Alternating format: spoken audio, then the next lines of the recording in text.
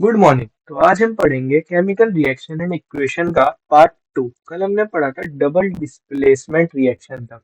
अगर यहाँ तक नहीं देखा तो पिछली वीडियो देख सकते हो। आज हम पढ़ेंगे ऑक्सीडेशन एंड रिडक्शन। ऑक्सीडेशन मतलब क्या होता है? The process of addition of oxygen to a substance और removal of hydrogen from a substance is called oxidation. जैसे यहाँ पे ऑक्सीडेशन किस तरीके की हो रही है? Addition of oxygen. सीयू के पास पहले ऑक्सीजन नहीं था, जब हमने ऑक्सीजन के साथ रिएक्ट कराया तो ऑक्सीजन ऐड हो गया। तो यहाँ पे क्या हुआ है? Copper plus oxygen, copper oxide. ये क्या हो रहा है? ऑक्सीडेशन हो रहा है। कौन सा? एडिशन ऑफ ऑक्सीजन हो रहा है। एक एग्जांपल हम रिमूवल ऑफ हाइड्रोजन का भी ले सकते हैं, जिसमें हम H2S को Cl2 के साथ रिएक्ट करा सकते हैं। तो हमें मिलेगा, हमारे पास सल्फर सल्फर मिलेगा। और क्या मिलेगा साथ में? हमें HCl मिलेगा। तो यहाँ पे क्या हो रहा है? हाइड्रोजन का रिमूवल हो रहा है सल्फर में से। तो ये भी एक ऑक्सीडेशन है। यहाँ पे क्या हो रहा है? हाइड्रोजन का रिमूवल हो रहा है। पहले सल्फर के पास हाइड्रोजन था और अब सल्फर के पास हाइड्रोजन नहीं है। ये भी एक तरीके का ऑक्सीडेशन है। और ये भी एक तरीके का ऑक्सीडेशन है, जब पहले ऑक्सीजन था और पहले ऑक्सीजन नहीं था, फिर ऑक्सीजन ऐड हो गया। इसको भी ऑक्सीडेशन कहते हैं, या फिर रिमूवल ऑफ हाइड्रोजन को भी ऑक्सीडेशन कहते हैं। इसी तरीके से रिडक्शन मतलब होता है या तो रिमूवल ऑफ ऑक्सीजन या फिर एडिशन ऑफ हाइड्रोजन। इस वाले एग्जांपल में क्या हो रहा है? रिमूवल ऑफ ऑक्सीजन हो रहा है। पहले क्या था? ऑक्सीजन था कॉपर के पास, बाद में नहीं रहा। और किसके साथ रिएक्ट कराया था हमने? हाइड्रोजन के साथ। तो कॉपर ऑक्साइड प्लस हाइड्रोजन कराया तो हमें मिला कॉपर प्लस H2O। तो यहाँ पे क्या हो रहा है? कॉपर का क्या हो रहा है? यहाँ पर रिडक्शन हो रहा है, क्योंकि ऑक्सीजन का रिमूवल हो रहा है। ठीक है। अब नेक्स्ट स्लाइड है हमारे पास रिडॉक्स रिएक्शन। रिडॉक्स रिएक्शन वो रिएक्शन जहाँ पे ऑक्सीडेशन भी होता है और साथ साथ में रिडक्शन भी होता है। दोनों चीजें साइमल्टेनियसली हो रही होती हैं। उसको हम रिडॉक्स रिएक्शन रिएक्शन कहते हैं। जैसे COO प्लस H2, मतलब कॉपर ऑक्साइड को हाइड्रोजन के साथ रिएक्ट कराया तो एक हमारे पास कॉपर बना। तो यहाँ पे ये हो गया रिडक्शन, क्योंकि रिमूवल ऑफ ऑक्सीजन हो रहा है, इसलिए क्या बन गया? रिडक्शन। और दूसरी तरफ हाइड्रोजन में ऑक्सीजन का ऐड हो रहा है और बना रहा है वाटर, तो ये क्या हो रहा है? हमारा ऑक्सीडेशन। ये हो गया रिडक्शन और ये हो गया ऑक्सीडेशन। और दोनों चीजें साथ हो रही हैं, इसलिए हम इसे क्या कहते हैं? Redox reaction. क्या कहते हैं? Redox reaction. एक और एग्जांपल जैसे रिडॉक्स रिएक्शन का, Fe3O4 को जब हम हाइड्रोजन के साथ रिएक्ट कराएंगे तो हमें मिलेगा केवल आयरन प्लस वाटर। ये भी क्या है? एक तरीके का रिडॉक्स है, क्योंकि यहाँ पे Fe3O4 में से ऑक्सीजन का रिमूवल हो रहा है, तो ये हो रहा है रिडक्शन और हमें सिंपल आयरन मिल रहा है। और हाइड्रोजन में ऑक्सीजन का एडिशन हो रहा है, तो हमें ऑक्सीडेशन हो रहा है और हमें क्या मिल रहा है? वाटर मिल रहा है। ठीक है। अब नेक्स्ट स्लाइड होती है हमारे पास प्रेसिपिटेशन रिएक्शन।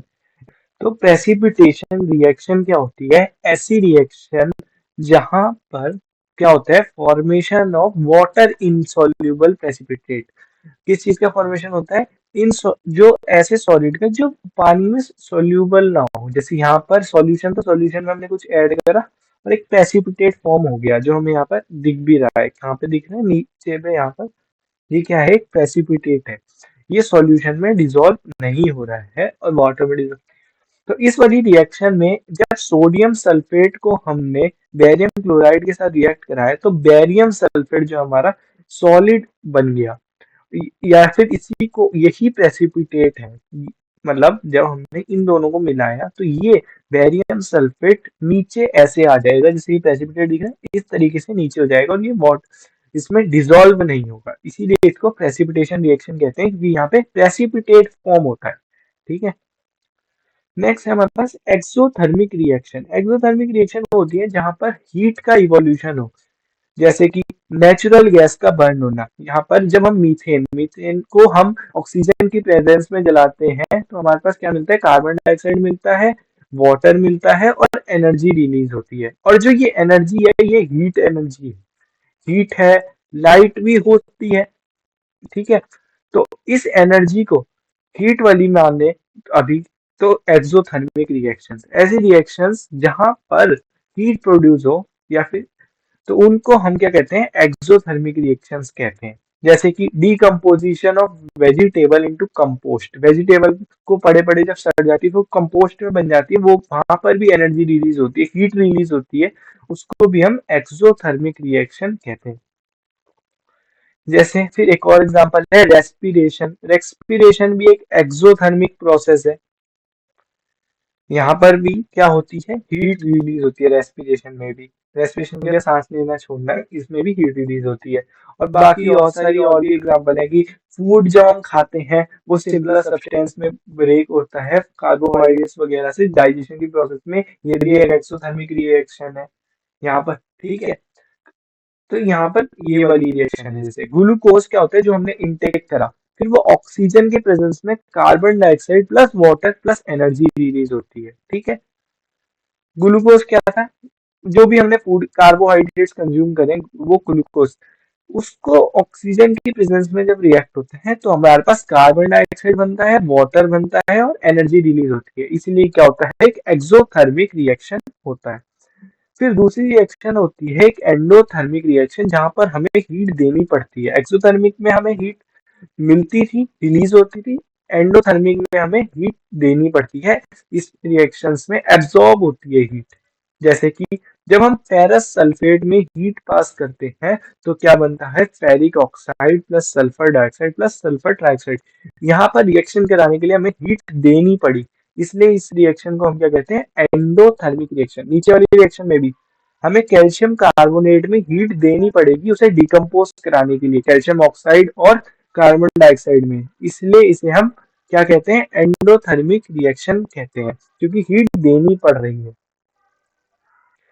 तो रेंसिडिटी क्या होता है, the process of slow oxidation of oil and fat present in the food materials resulting in the change of smell and taste is called rancidity। rancidity मतलब क्या है कि ऑक्सीडेशन हो जाना फैट और ऑयल का, जो फूड मटेरियल के अंदर होता है, जिसकी वजह से उसकी स्मेल और टेस्ट चेंज हो जाती है, उसे हम रेंसिडिटी कहते हैं। जैसे कि कोई हम लेस वगैरह या फिर कोई भी चीज का पैकेट लाते हैं, जब हम उस पैकेट को खोलते हैं और ऐसे ही रख देते हैं तो ऑक्सीडाइज होने लग जाता है उसके अंदर का फैट और ऑयल उस फूड मटेरियल का, तभी वो थोड़े समय बाद सील से जाता है, खराब सा टेस्ट आने लगता है और अजीब सी स्मेल करता है, क्योंकि वो रेंसिडिटी हो गया, वो खराब हो चुका है। तो रेंसिडिटी को हम किस तरीके से अवॉइड कर सकते हैं, एक तो हमें उसके ऑक्सीडेशन को क्या करना है, बचाना है कि उसके ऑयल और फैट ऑक्सीडेशन हो। इसके लिए हम क्या क्या स्टेप्स ले सकते हैं कि हम उसको या तो फूड मटेरियल को एयर टाइट कंटेनर में रख दें क्योंकि वहां अंदर घुसेगी नहीं है और वो खराब नहीं होगा, या फिर रेफ्रिजरेटर में रख दें, या फिर जैसे एक एग्जांपल होता है, जैसे चिप्स वगैरह के पैकेट को नाइट्रोजन से भरते हैं जिससे वो ऑक्सीडाइज ना हो पाए, क्योंकि ऑक्सीजन से बनने से क्या होगा, वो रिएक्ट नहीं कर पाएगा एयर के साथ, क्योंकि नाइट्रोजन जो है रिएक्टिव गैस होती है, ठीक है। फिर avoid keeping the cooked food with and food material in direct contact with air, और एंटीऑक्सीडेंट्स का भी यूज कर सकते हैं, जैसे कि बीएचए एक एग्जांपल होता है यहाँ पर। फिर उसके बाद आता है कोरोजन। कोरोजन मतलब क्या होता है, कोरोजन मतलब होता है in which metal are slowly eaten, जैसे कि रस्टिंग भी एक इसका एग्जांपल है। कोरोना मतलब है मेटल का स्लोली स्लोली ईटन होना, ये भी ऑक्सीडेशन की वजह से ही होता है, या फिर वाटर की वजह से हो सकता है, या chemical present in the atmosphere की वजह से हो सकता है, इसको कोरोजन। जैसे कि सिल्वर के ऊपर थोड़े समय बाद ब्लैक कोटिंग आने लग जाती है, या फिर कॉपर के ऊपर ग्रीन कोटिंग आने लग जाती है, ये सब क्या है, कोरोजन का है। फिर एक रस्टिंग ऑफ आयरन का काफी एक मेजर वो बढ़िया एग्जांपल होता है कोरोजन के लिए। क्या हो रहा है, इसमें ऑक्सीडेशन हो जाता है आयरन का, जिसकी वजह से उसके ऊपर रस्ट बन जाता है, तो खराब हो जाता है, आयरन में जंक लगने लग जाती है, जिसको हम कहते हैं। तो ये भी एक कोरोजन का एग्जांपल है।